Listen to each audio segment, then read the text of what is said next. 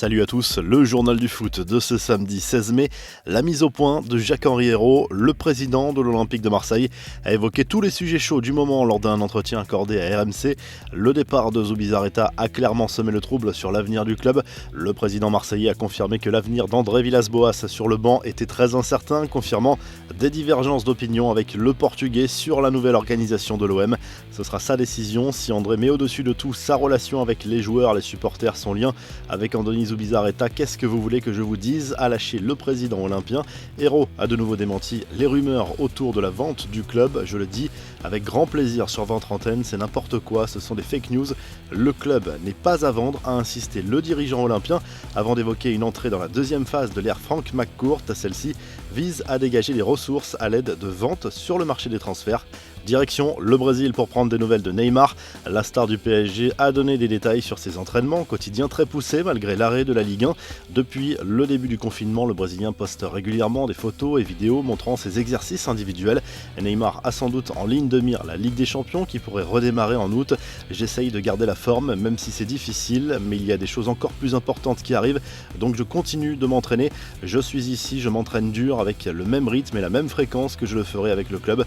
L'entraînement est encore plus difficile en fait, avec plus d'exercices pour compenser le manque de jeu. La compétition me manque, a confié l'attaquant parisien. Les rumeurs du prochain mercato, Adrien Rabiot déjà sur le départ à la Juve. Un an après son arrivée, la vieille dame chercherait déjà à se séparer de l'ancien parisien. Le comportement du milieu de terrain français sur la fin du confinement a exaspéré ses dirigeants qui cherchent visiblement à l'inclure dans un échange, et cette attitude ne plaît pas du tout à Rabiot. Quelques infos en bref, Cristiano Ronaldo légèrement moqué sur les réseaux sociaux. Le dernier post sur Instagram de la star de la Juve a été largement commenté, comme l'a remarqué le Sun. Le journal britannique met en avant les nombreux commentaires insinuant que le Portugais était photoshopé. D'autres followers l'ont chambré sur son accessoire ressemblant à un bikini au premier coup d'œil.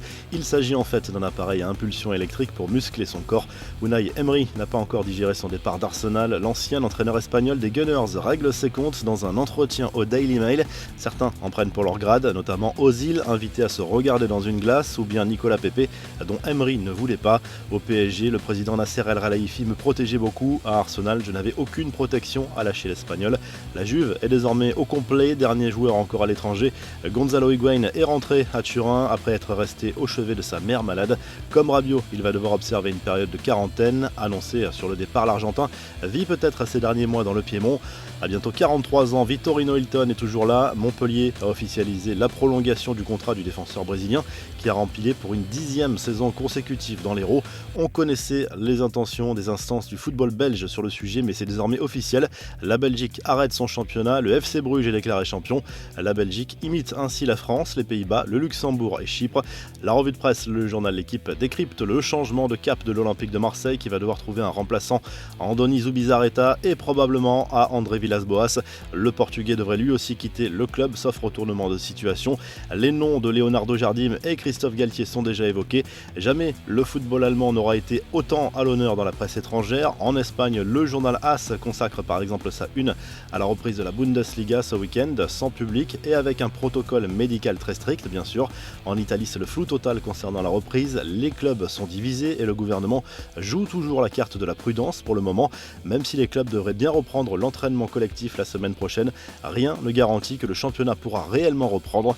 Vous retrouvez l'actu foot sur topmercato.com, l'appli Top Mercato, et à très vite pour un nouveau journal du foot.